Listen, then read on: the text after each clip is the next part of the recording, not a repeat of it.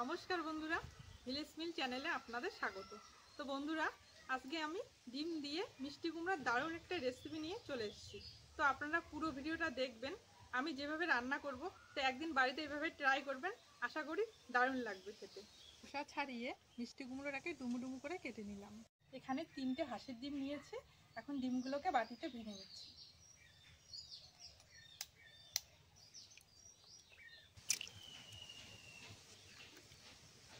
ডিমগুলোকে ভেঙে নিলাম। এখন এখানে 2 চামচ বেসন দিয়ে দিচ্ছি।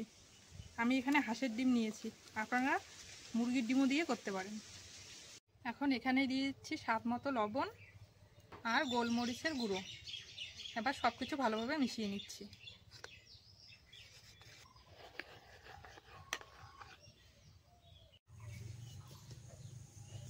কড়াই গরম হয়ে গেছে, কড়াইয়ে সর্ষের তেল দিয়ে দিচ্ছি।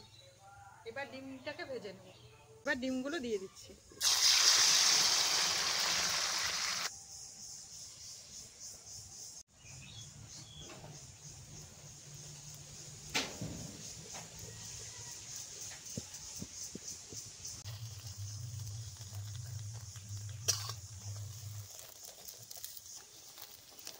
অমলেটটা ভাজা হয়ে গেল।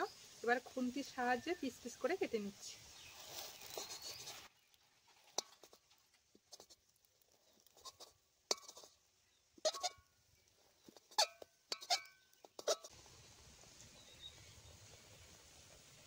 কড়াইয়ে আবার তেল দিয়ে দিচ্ছি।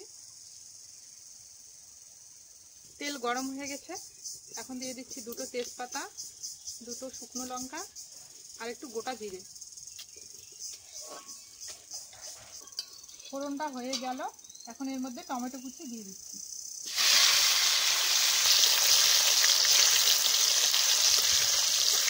এবার দিয়ে দিচ্ছি কুচনো পেঁয়াজ।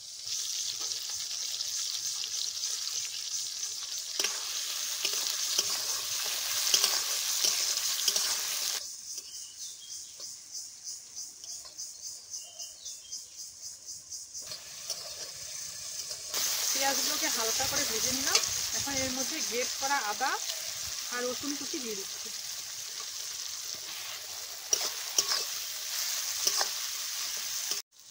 এখন এর মধ্যে দিয়ে দিচ্ছি জিরে গুঁড়ো, কাশ্মীরি লঙ্কার গুঁড়ো আর ধনে গুঁড়ো। মশলাগুলো ভালো করে ভেজে নিলাম। এখন এর মধ্যে মিষ্টি কুমড়োগুলো দিয়ে দিচ্ছি।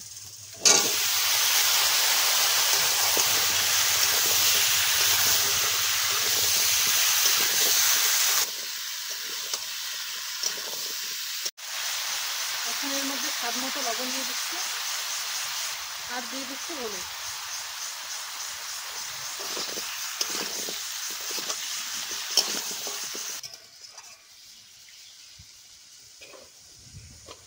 এবার ঢাকা দিয়ে দিচ্ছি।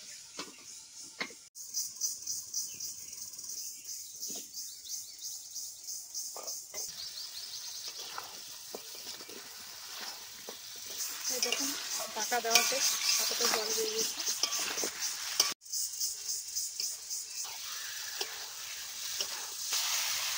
ঢাকা দিয়ে দিয়ে কুমড়োগুলো মশলার সঙ্গে ভালো করে ভেজে নিলাম।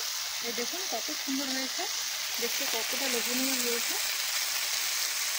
এবার আমি পরিমাণ মতো এখানে জল দিয়ে দিচ্ছি।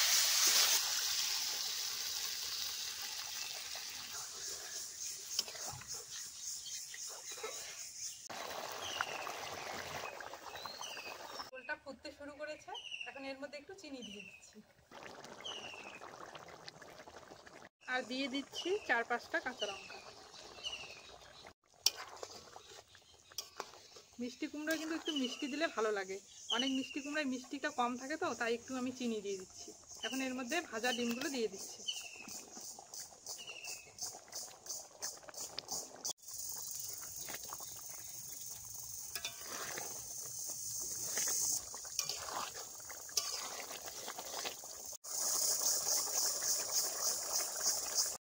রান্নাটা হয়ে গেল, এবার নামিয়ে নিচ্ছি।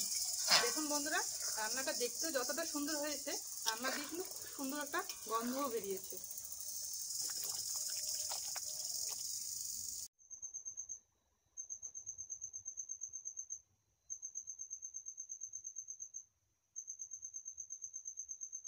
আর খেয়ে বলছি আপনাদেরকে কেমন হয়েছে।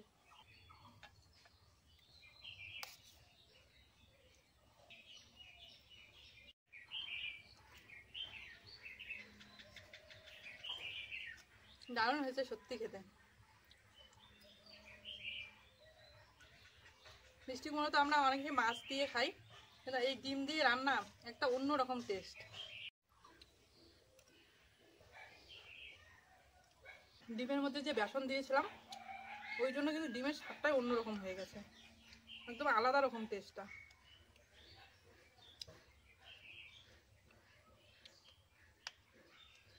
তো বন্ধুরা অবশ্যই বাড়িতে আমার মতো করে রান্না করে খেয়ে দেখবেন, দারুণ দারুণ লাগে খেতে।